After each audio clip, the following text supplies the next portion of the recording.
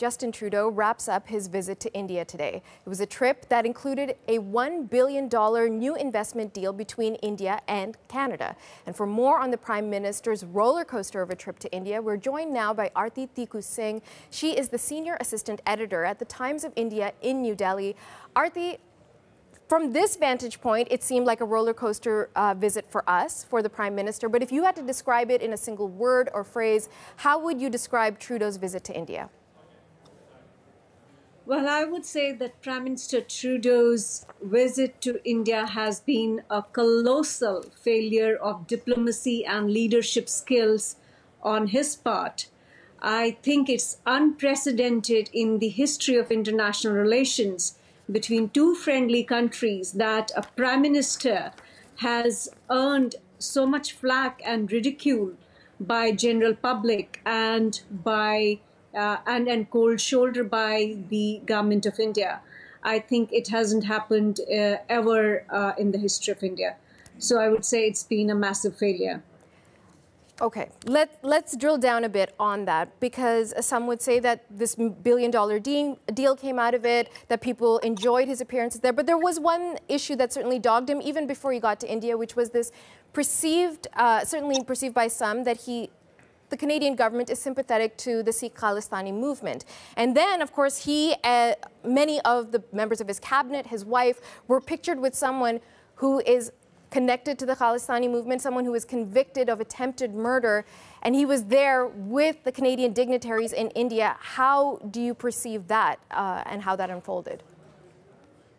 Exactly, for the same reasons. It is the trip has been a massive failure, because at the end of the day, you may say that there has been a deal, but it's a deal, completely insignificant deal in terms of the fact that other heads of state who visited India have had gained bigger deals from India. And none of the heads of state have faced such embarrassment in public the way Prime Minister Trudeau has. The second thing, at the end of the this trip, overall, I would say Prime Minister Modi was able to prevail on Prime Minister Trudeau, whose politics, in fact, got exposed in India.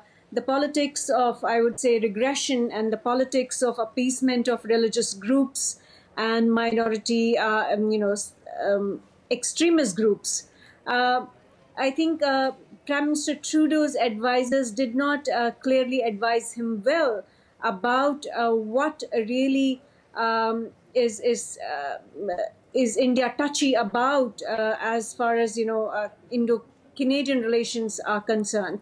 Aarti, let me jump in for a second, because what we heard from the Prime Minister is that he supports the right of people to have self-determination. He does not support violence or extremism. So what's wrong with that? He supports free speech, essentially.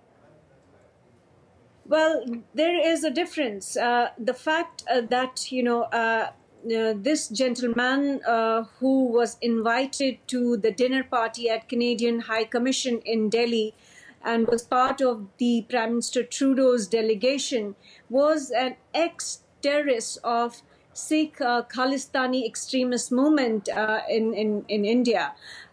He wasn't just any other person who had a certain point of view. He was a convicted ex-terrorist.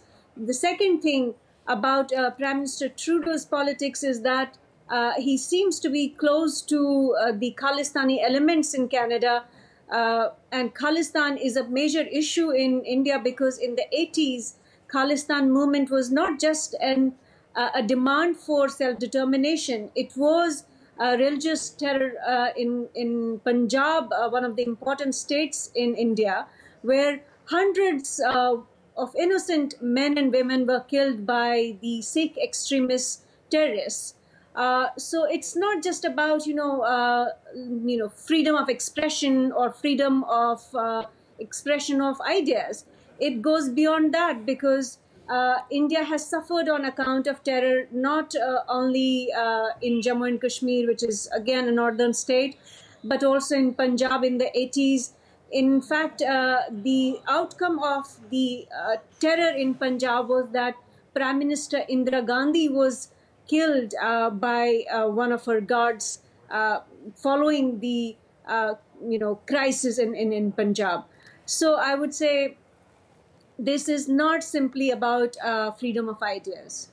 Okay, but let's look at the trip from a wider perspective. Certainly, this issue has tainted for some how the experience went for the past week for the Prime Minister. But overall, were the Indian public, was the Indian media interested? What would the overall perspective be? We certainly have a sense of what you think, but would you say others enjoyed his time there, thought it was positive?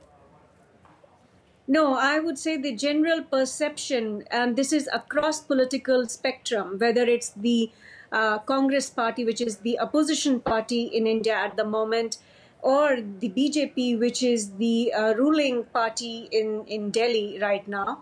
The general perception among public also was that Prime Minister Trudeau was not sensitive enough to India's concerns, which was basically that he should have, to begin with, listened and actually gone forward to meet Captain Amrinder Singh, who is Chief Minister of Punjab, and he made it very apparent, Prime Minister Trudeau made it very apparent that he did not want to meet Captain Amrinder Singh because he is vocal against Sikh extremist groups and also has serious concerns about Khalistani elements in Canada but who are close to Prime Minister He Trudeau. did in the end meet with him. He did in the end meet with him. He did in the end have a positive meeting with Modi. So things presumably are moving forward on that front between Ottawa and Delhi.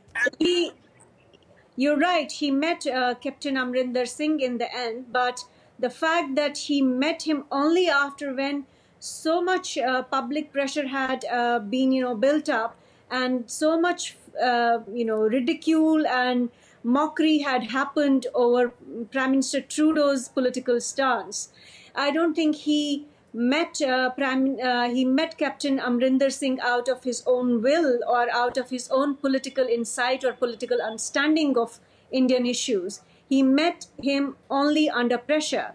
And the second thing about the perception about his trip was that the general public felt that Prime Minister Trudeau was, making one blunder after another, because after he met Captain Amrinder Singh, suddenly, we discovered from the Canadian media itself that this ex-convict, ex-terrorist had been invited to the Canadian High Commission dinner.